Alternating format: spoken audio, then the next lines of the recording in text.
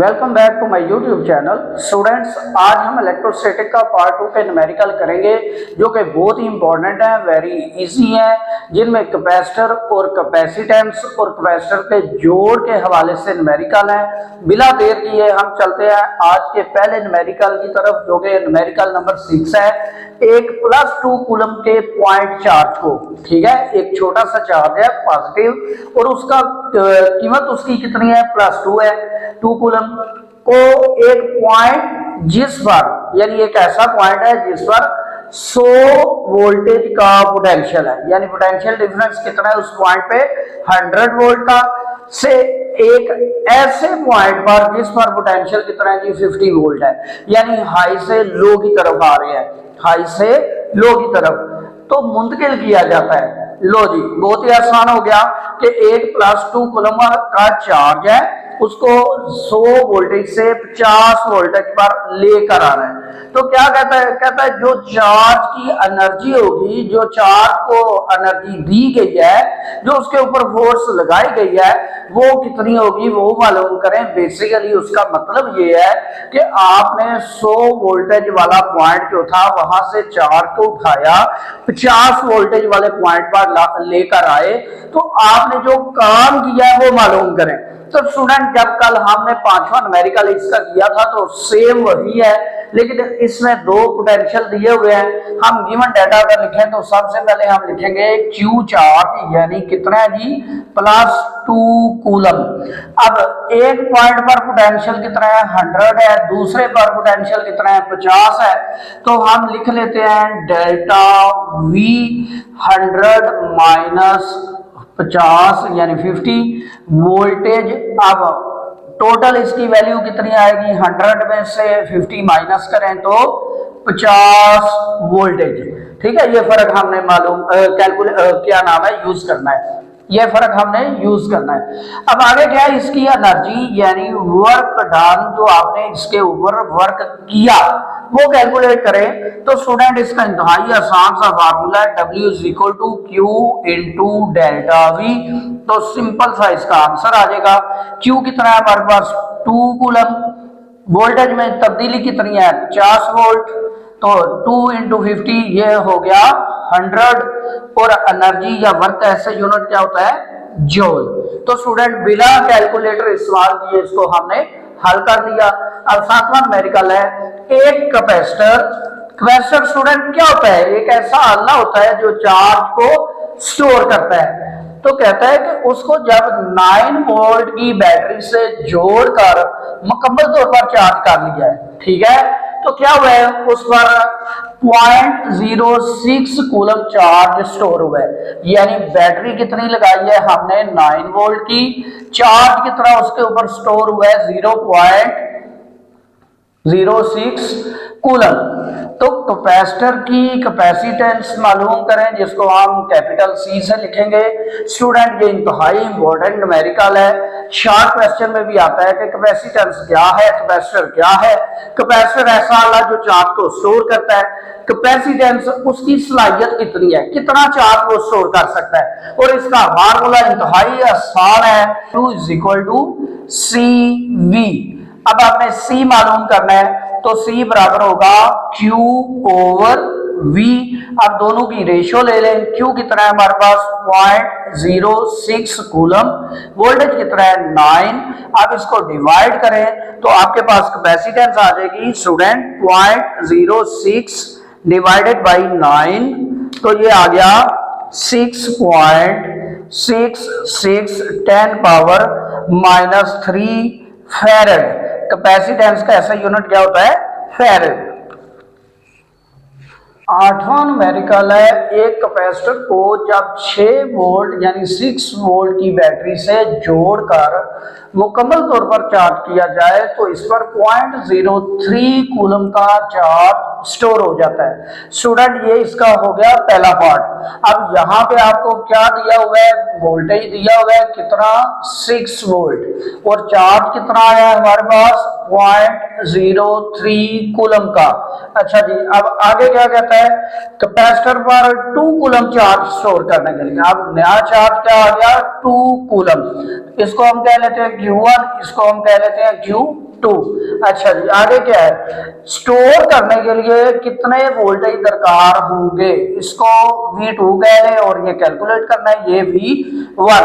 Student हमारे पास अब एक ही फार्मूला है इसका वोल्टेज को कैलकुलेट करने का, और वो कौन सा फार्मूला था, Q is equal to C V वाला, यानी चार्ज पोटेंशियल डिफरेंस के डायरेक्टली प्रोपोर्शनल होता है, जितना पोटेंशियल ज्यादा उतना चार्ज स्टोर ज्यादा होगा।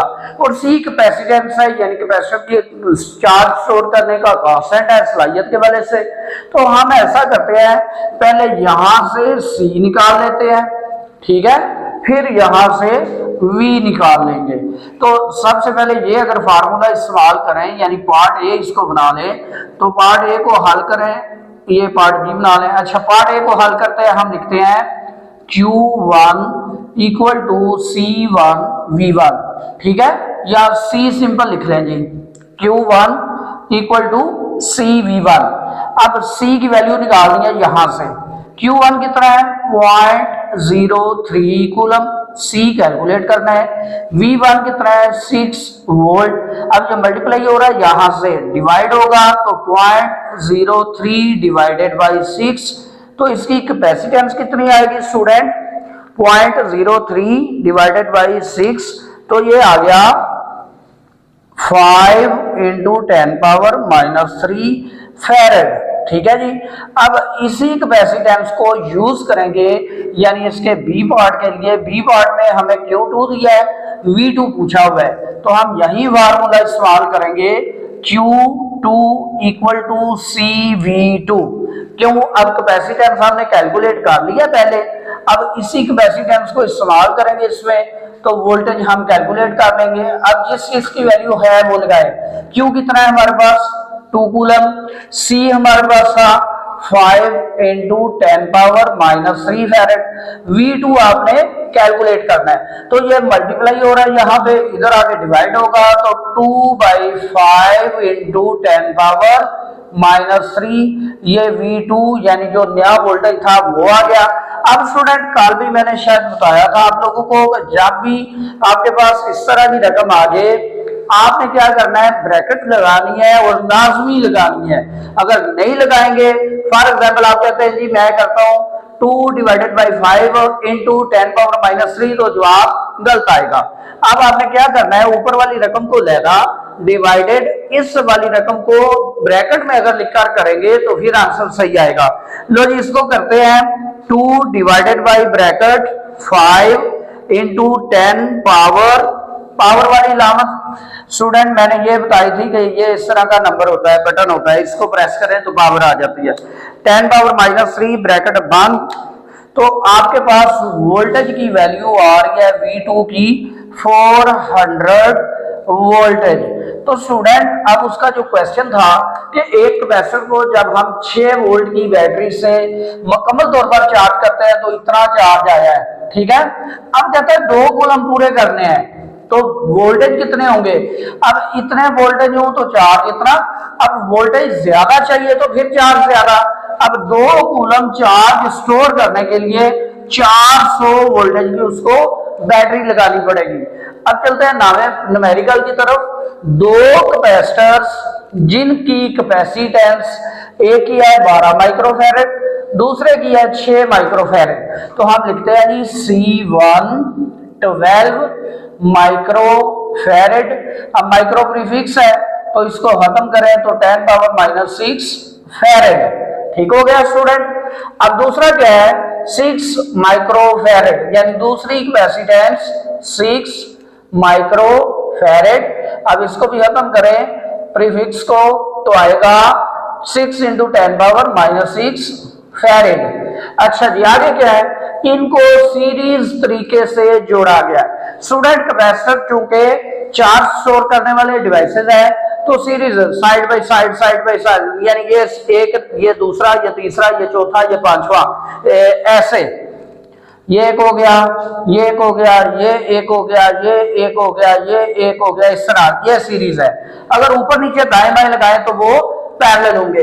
अच्छा जी, इस तरीके से जोड़ा है उसने। आगे क्या हुआ है, कहता है बैटरी कितनी है, वोल्टेज कितने है, हमारे पास 12 वोल्टेज है, बैटरी से जोड़ा गया इस कॉम्बिनेशन की मसावी कैपेसिटेंस मालूम करें, जिसको आप CE लिखेंगे, यानी इक्विवेलेंट कैपेसिटेंस, वो आपने कैलकुलेट करनी है।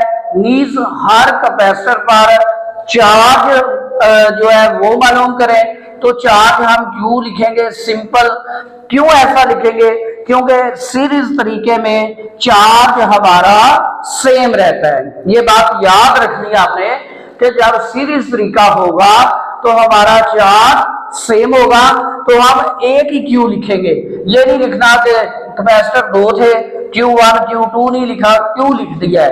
तो स्टूडेंट ये याद रखें, जब भी कैपेसिटर सीरीज तरीके से हो तो उनमें चार्ज सेम आएगा। ठीक है, अच्छा जी आगे पोटेंशियल डिफरेंस, यानी अब ये नया पोटेंशियल है, ये आपने दोनों पे लहरा कैलकुलेट करना है। तो एक के लिए V1, दूसरे के लिए हम लिख लेते हैं V2। स्टूडेंट अब हमारे पास कितनी वैल्यूज कैलकुलेट करने वाली आ गई? 1 2 3 4। तो इंतहाई आसान। सबसे पहले हम इक्विवेलेंट कैपेसिटेंस इसकी कैलकुलेट करते हैं, ये वाली। तो 1/CE equal to 1/C1 plus 1/C2। ये सीरीज तरीके में कैपेसिटर लगे हुए हैं जी। अब इनकी कैपेसिटेंस लिखें जी, 1/CE equal to 1/12 into 10⁻⁻6 plus 1/6 into 10⁻⁻6। Student इसको जब आप कैलकुलेट करेंगे, एलसीएम लेंगे, तो ये जो बड़ा नंबर है वही इसका जो इजाफिकल आएगा। अब ऊपर आ जाएगा यहाँ पे 1, यहाँ पे आ जाएगा 2, तो 1/CE इक्वल टू 3/12 इंटू 10⁻⁻6। तो ये 3 1 3 4, तो 1/CE इक्वल टू 1/4 इंटू 10⁻⁻6। अब इसको उल्टा करें तो हमारे पास CE आ जाएगा 4 इंटू 10⁻⁻6 फैरेड, या फिर इसको आप सच इस तरह लिख ले 4 माइक्रो फैरेड। ये हमारा स्टूडेंट एक पार्ट हो गया। अब हमने चार्ज मालूम करना है इसी कैपेसिटेंस को इस्तेमाल करके। तो हम क्या करेंगे, हम लिखेंगे Q is equal to CV। अब C इधर तो 2 दी हुई है, लेकिन हमने कंबाइन लेनी है, तो हम लिख लेंगे CE इंटू V। V ये है, CE ये है, तो इसको डायरेक्ट मल्टीप्लाई कर दें। CE है 4 माइक्रो और V कितना है 12 वोल्ट। तो हमारा आंसर आ जाएगा चार्ज के वाले से 48 माइक्रो कूलम। लो जी स्टूडेंट, ये भी आसान हो गया। छोटा सा एक फार्मूला लगाया तो ये हमारा चार्ज भी आ गया। अब स्टूडेंट वोल्टेज V1 और V2 ये कैलकुलेट करते हैं, तो इंतहाई आसान सा formula Q is equal to CV। अब V1 के लिए यानी इसके लिए Q तो सेम है, C1 V1, और दूसरे के लिए हम लिख लेते हैं Q is equal to C2 V2। अब जहां से V1 निकालें तो आएगा Q/C1, V2 आएगा यहां से Q/C2। अब V1 निकालें जी, Q कितना है हमारा 48 माइक्रो कूलम ओवर C1 देखें जी कितनी है 12 माइक्रो फैरेड। ठीक हो गया, यानी 12 माइक्रो फैरेड ये C1 थी। अब इसको जब डिवाइड करेंगे तो ये माइक्रो से 12 1 12 4, तो पहले कैपेसिटर के अक्रॉस जो वोल्टेज आएगा वो 4 वोल्ट आएगा।